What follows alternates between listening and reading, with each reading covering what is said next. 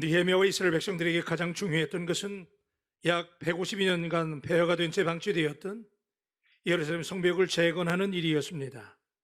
그래서 그들은 온전히 여기에 집중하면서 열심히 헌신해서 52일 만에 결국 성벽 재건을 완공해냈습니다. 성벽 재건을 방해하는 대적자들의 교활하고 치밀한 방해 공작을 극복하고 마침내 성벽 재건을 이루어낸 것입니다. 그리고 7장에서 그 성벽을 지키기 위해서 사람들을 세우고 또 충분한 인구가 정착해서 살도록 사람들을 예루살렘으로 모이도록 했습니다. 이제 성벽도 튼튼하게 완공했고 탁월한 사람들도 든든하게 세워졌습니다. 그리고 그들은 모두 고향으로 돌아갔습니다. 그리고 8장에 보시면 그들은 하루도 지나지 않아서 나팔절인 7월 1일에 다시 예루살렘으로 돌아왔습니다. 왜 그랬을까요? 그것만으로 충분하지 않았다는 것이지요. 말씀이 회복되지 않으면 이 성벽은 다시 무너질 수밖에 없는 성벽이라고 하는 것을 깨달았기 때문입니다. 자, 이렇게 말씀답게 역사하면 어떤 일이 벌어질까요? 오늘 본문이 그것을 우리에게 보여주고 있는데, 그것은 하나님의 백성들이 말씀 앞에 엎드려져서 자복하고 회개하는 역사가 일어난다는 것이지요. 심령이 회복되는 역사. 말씀이 들어가면 이 말씀이 능력이기 때문에 심령이 변화되고, 그래서 회개하게 되고, 그래서 예배하게 되고, 예배가 살아나고 진정한 부흥이 임하게 되는 것입니다. 그래서 오늘 이 아침에 저는 여러분과 함께 말씀이 선포되고 회개의 영이 임하여 심령들이 자복하고 동의하며 회복된 이 기적 같은 역사의 현장으로 함께 여러분과 함께 찾아 들어가 보려고 합니다. 심령이 회복되는 그 놀라운 현장의 열기와 감격을 지켜보면서 이렇던 예배의 감격과 그 부흥을 경험하기를 소망합니다. 첫째는 말씀을 깨닫고 회개했습니다.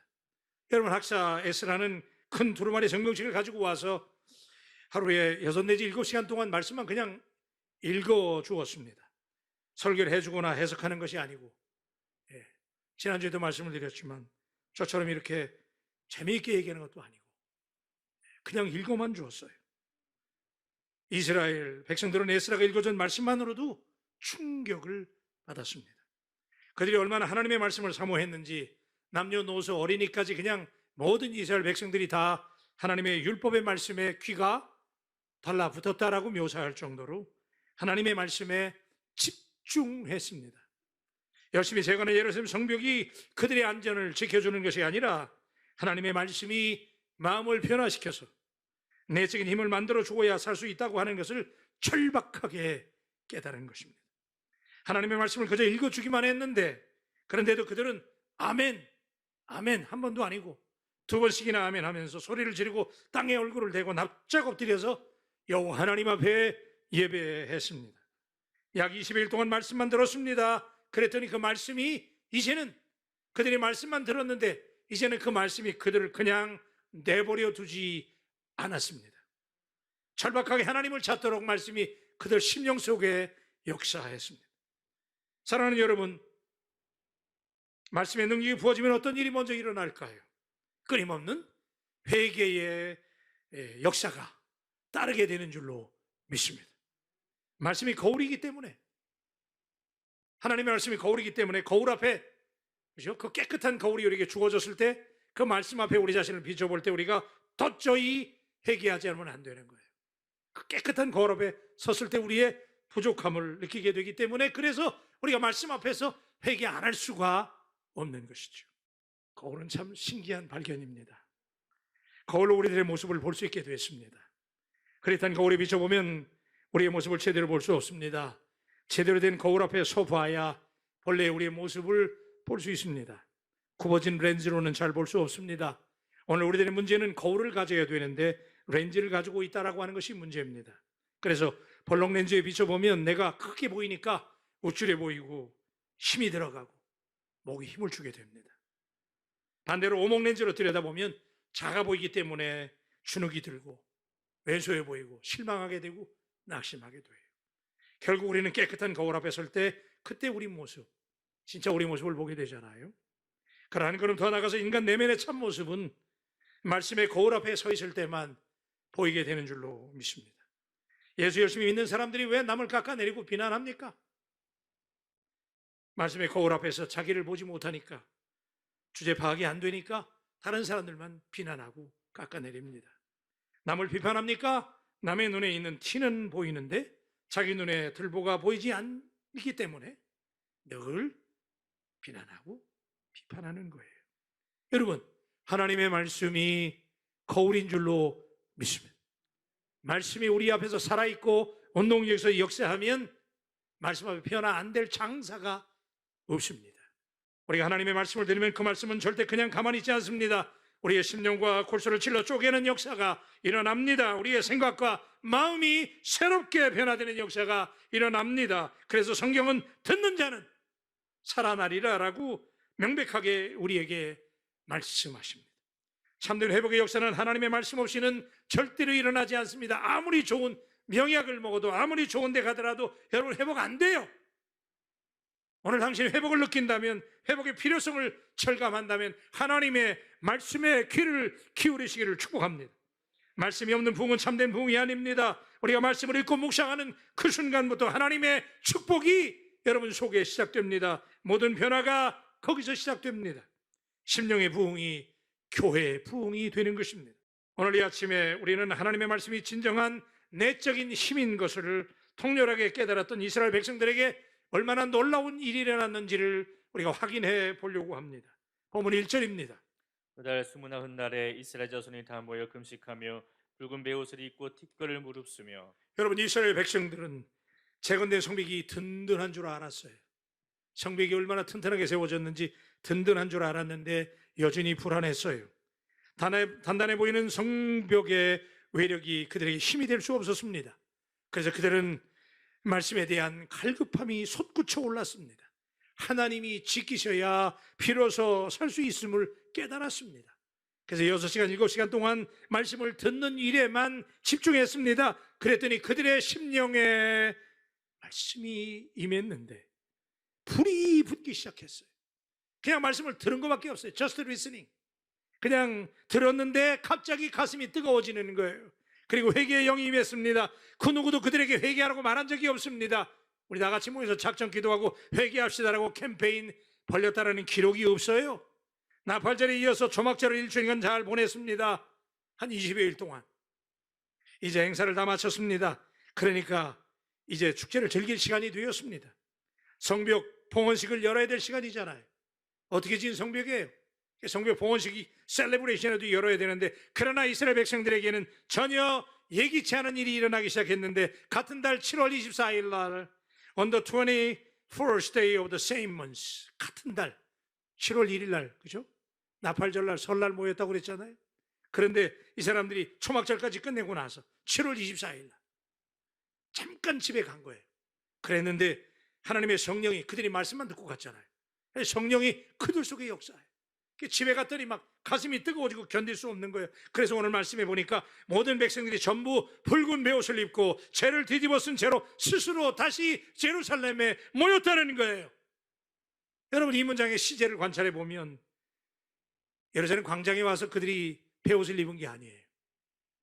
wearing 이렇게 되어 있거든요. 집에서부터 입고 왔어요. 집에서부터 금식했어요. 집에서부터 베옷을 입고 wearing sackcloth, 집에서부터 입었다는 거예요. 공감이 되십니까? 말씀을 들었더니 그들의 마음이 뜨거워지니까 집에 가서 견딜 수가 없는 거예요. 그들의 집에 부흥이 일어난 것을 믿으시기를 주의 이름으로 축원합니다. 집에 불이 붙었어요. 그래서 베옷을 입고 금식하면서 죄를 뒤집어 쓰고 하나님 앞에 왜 나온 거예요? 말씀을 들었더니 견딜 수가 없는 거예요. 자기들의 죄악이 깨달아졌어. 하나님 앞에 광장하면서 회개하려고 다시 이스라엘 백성들이 다 모인 거예요. 여러분, 국민 전체가 회개하는 믿을 수 없는 회개 운동입니다. 말씀이 약효를 드러낸 것입니다. 사랑하는 여러분, 우리 교회 안에 회개가 터져나오기를 주님의 이름으로 축원합니다. 통해 자복이 여러분에게 터져나오기를 주님의 이름으로 축원합니다. 회개가 열리지 않으면 회복이 일어나지 않습니다. 성경은 그래서 회개를 토설이라고 말씀합니다. 토설은 속에 있는 것을 밖으로 내놓고 토해내는 것입니다. 음식을 잘못 먹어 체하고 속이 답답할 때, 그죠? 예전에 우리 민간 처방이 어땠어요? 체하면 부모님들이 좀 두드려 줬잖아요. 그죠? 등 두드려주면 울렁울렁 해가지고 어떻게 돼요? 욱 하고 나오잖아요. 저만 토한 거예요? 그게 토하잖아요. 예? 손도 따지고 말이야. 토하게 됐잖아요. 손가락 집어넣고 토하잖아요. 그러면 토하는 거 괴로워요. 그죠? 체했을 때 막 그거 괴로워. 아버지가 또 힘이 세가지고 막 되게 세게 때리니까 예? 울렁울렁하고 그죠? 나와도 막 찝찝하고 그거 나온 거 보면 아유 참 그래요. 그런데 토하고 나면 어떻게 돼요? 예? 시원해. 그때 트림이 나오잖아. 끄 하고 트림이 나오잖아요. 하나님과 여러분 사이에 체한 거 있어요. 여러분 그거 성경은 그래서 토설하라고 얘기해요. 그게 안 나오면 여러분 아무도 몰라. 하나님은 아세요. 불꽃 같은 눈으로 보시는 하나님은 아십니다. 나도 잊어버렸어요. 하나님은 기억하세요. 오늘 하나님은 이 말씀을 통해서 우리 마을 공동체를 향해서 그걸 회개하라고, 그걸 토해내라고 말씀하시는 줄로 믿습니다. 예? 예수 믿고 변화됐는데 여전히 변화되지 않는 사람들, 그렇죠? 우리 하나님 앞에 토해내야 되는데. 그래서 시편 62편 8절에 보니까 이렇게 말씀해요. 백성들아 시시로 그를 의지하고 그의 앞에 마음을 토하라. 마음을 토하래잖아요, 그죠? 여러분 예수님이 갈릴리에서 처음으로 복음을 전할 때, 공생이 시작할 때 예수님이 여러분 형통하십시오, 행복하십시오. 예수님 그렇게 말하지 않았어요? 예수님께서 말씀 전할 때 제일 먼저 한 얘기가 뭐예요? 토해내라, 회개하라, 천국이 가까이 왔느니라. 할렐루야. 여러분 주님 오실 날 다 됐지 않습니까? 하나님께서 니에미아 프로젝트를 통해서 바울교회 성도들의 심령을 새롭게 하라고 말씀하시는 이유는 어디 있을까요? 우리 하나님 앞에 철저하게 회개할 수 있게 되기를 주님의 이름으로 축복합니다. 그게 토해져 나와야 돼요. 두 번째는 이 사람들이 회개했는데 단호한 결단이 선행된 회개였습니다. 본문 2절입니다. 모든 이방 사람들과 절교하고 서서 자기의 죄와 조상들의 허물을 자복하고. 와, 여러분 이건 놀라운 얘기였어요. 이 사람들이 막 회개의 영이 임하니까, 성령이 임하니까 막 토설하고 회개가 나오는데, 일제히 모여서 금식을 했는데 이 사람들이 회개할 때 어떻게 하냐면 이방 사람들과 절교하기를 다짐했대요. 따라 하십시다. 절교. 연애하다가 절교할 때 있잖아요, 그죠? 안 만나는 거야. 싹 끊어버리는 거 아니에요? 여러분 왜 우리 회개가, 여러분 다 회개했어요. 우리요. 저도 회개했습니다. 근데 왜 회개했는데 주님의 인격을 못 담는 거예요? 왜 우리가 잘 안 변하는 거예요? 이스라엘 사람들은 모여가지고 하나님께 금식하면서 이 사람들이 이 금식 기도할 때 다 서서 있었거든요. 여기 말씀해 보니까 모든 이방 사람들과 절교하고 서서 그랬어요. 여러분 하루 종일 서 있었다니까. 얼마나 하나님의 말씀에 빠졌는지 하루 종일 서 있어가지고 이 사람들이 회개하는데 절교했다는 거예요. 여러분 이때 당시에 이스라엘 사람들이 이방인들하고 결혼했거든요. 그래서 싱크리티즘이 된 거예요. 혼합주의가 됐어요. 이방의 우상이 들어왔어요. 이방의 문화가 들어왔어요. 그죠? 여자를 이방 여자 데려왔으니까, 신랑을 이방 사람하고 결혼했으니까 거기 문화가 들어온 거 아니에요. 그러니까 하나님 잊어버렸잖아요. 그걸 끊어버린 거예요. 그게 끊어버리지 않으면 그건 회개가 아니에요. 반성하는 거예요. 반성.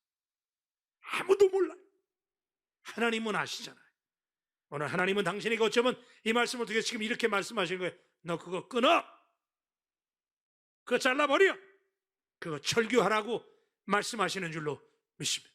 싹 끊어야 돼. 싹 끊어야 돼. 절교했대요. 절교. 사업 파트너 손해 좀 보는 거 장사해야 되잖아. 그 사람들하고 끊어버렸어. 와이프, 허스밴드 사랑했어요. 근데 이방인이야. 회개하고 났더니 싹 끊어. 돌아가. 여러분 이렇게 회개하는 게 이게 진짜 회개입니다. 사랑하는 여러분, 말씀이 가져올 수 있는 영적인 부분 여기까지 이뤄야 됩니다. 그래서 말씀이 들어가면 괴로운 거예요. 끊어야 되니까. 네? 말씀을 듣고 기쁠 때도 있어요. 그죠? 말씀이 능력이니까. 그런데 진짜 말씀은 어떤 말씀인지 알아요? 오늘 같은 말씀이에요. 이 말씀 들리면 막 받아들이기 힘들어 지금. 그래도 그 말씀이 내 속에 막 난도질 하잖아요. 그죠? 막 끊어라, 잘라라, 너 그거 하지 마라. 응? 하면 좀 해요. 할렐루야. 그래서 말씀이 들어가는 게 괴로운 거예요, 사실은요. 그런데 진짜 변화되는 사람은 그게 회개예요. 끊어내는 거예요. 끊어내요. 그죠? Separate themselves from all foreigners. 그래서 모든 외국인들로부터 그들을 구별해내 버렸어요.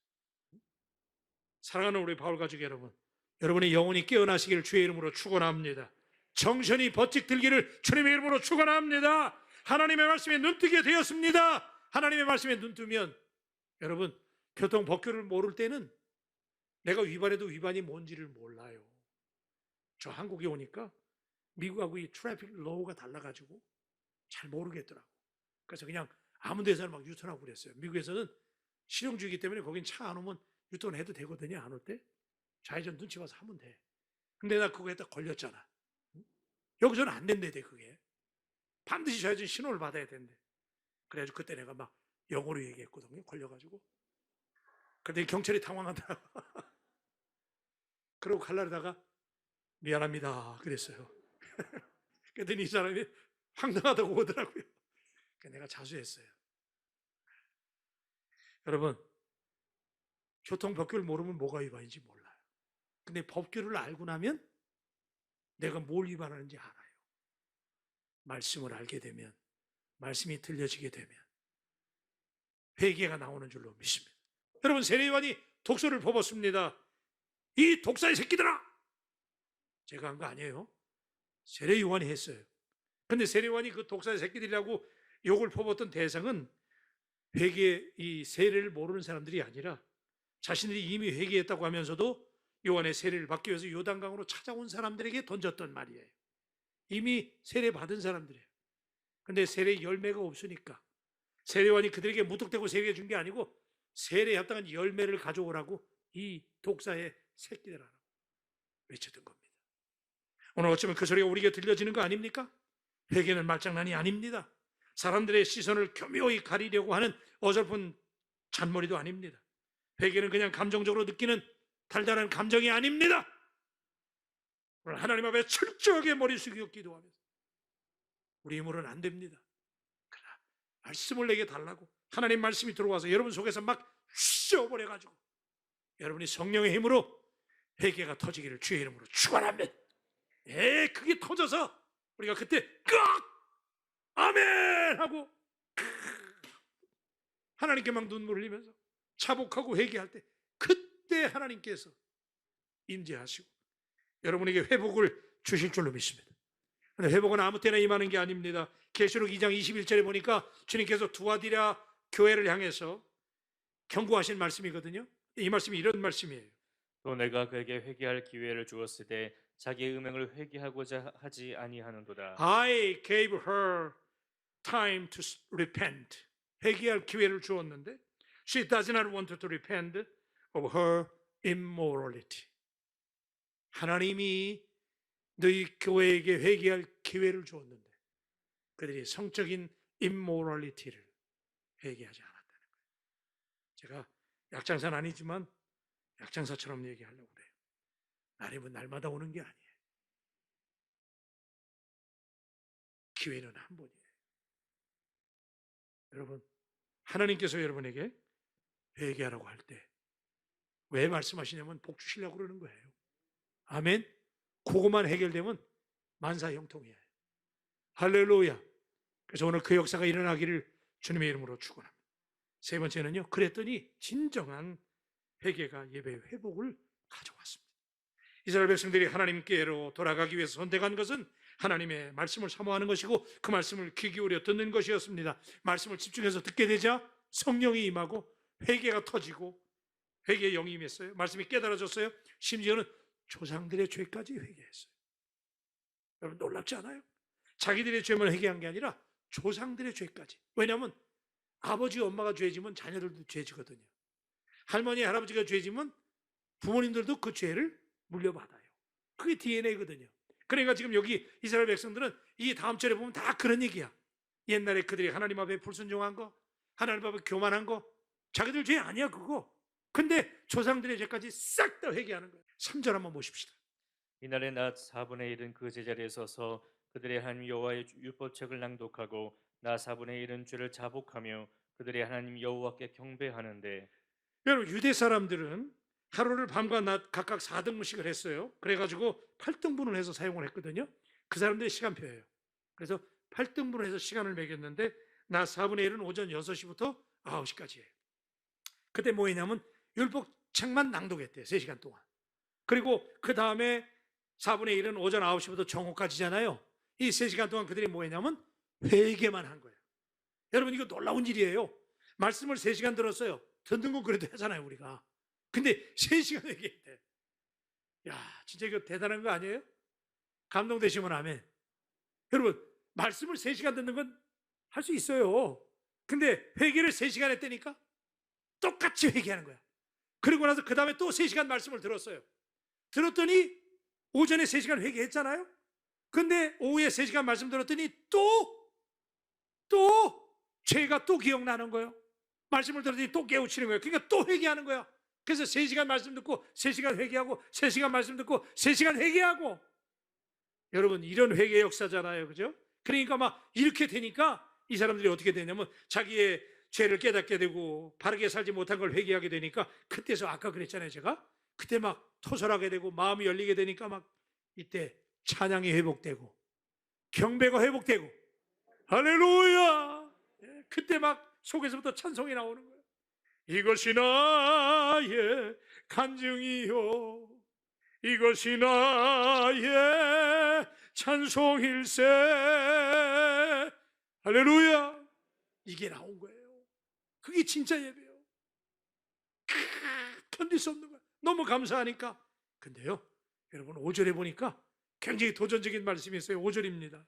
또 레위 사람 예수아와 가미엘과 바니와 하삼느야와 세레비아와 호디야와 스바랴와 부다히야는 이르기를 너희 무리는 마땅히 일어나 영원부터 영원까지 계신 너희 하나님 여호와를 송축할지어다. 주여 주의 영화로운 이름을 송축하올 것은 주의 이름이 존귀하여 모든 송축이나 찬양에서 뛰어남이니이다. 다 같이 아멘. 제가 얘기했잖아요. 그죠? 이 사람들은 막 회개가 터지고 부흥이 임했어요. 그랬더니 그때 어떤 역사가 일어났냐면 하나님을 찬양하는 역사가 나타나는 거예요. 그래서 여기 보니까 여호와를 송축할지어다. 주여 주의 영화로운 이름을 송축하올 것은 주의 이름이 존귀하여 모든 송축이나 찬양에 뛰어남이다 그랬습니다. 할렐루야. 그때 막 예배가 살아난 거예요. 이게 진짜 예배잖아요. 그죠? 한번 따라 하십시다. 부흥.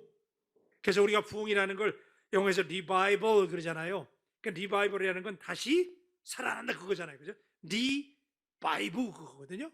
다시 살아난다. 근데 여러분, 라틴어에서 이 리바이벌이라는 뜻이 뭘 가지고 있냐면 라틴어의 의미에는 이 리바이벌이라는 말이 리비지팅이라는 뜻이 있는 거예요. 다시 방문하신다는 거예요. 그러니까 자, 하나님께서 우리를 다시 소생시키시고 살려주시는 게 부흥이잖아요. 근데 라틴어의 의미로 들여다보니까 이게 어떤 뜻이냐. 하나님이 다시 방문하신대요.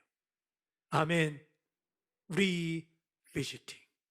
하나님께서 여러분의 심령을, 여러분의 가정을, 우리 바울교회를 하나님이 다시 방문하시기를 주님의 이름으로 축복합니다. 그래서 6절에 보니까 이렇게 찬양해요. 오직 주는 여호와시라. 하늘과 하늘들의 하늘과 이루 성신과 땅과 땅 위의 만물과 바다와 그 가운데 모든 것을 지으시고 다 보존하시오니 모든 천군이 주께 경배하나이다. 자, 여러분, 그죠? 모든 사람들이 천군까지도 이제 신앙 고백이면 나오는 거야. 회복이 일어나니까, 이들이 회복되니까 여러분 다 성령으로 회복되기를 주님의 이름으로 축원합니다.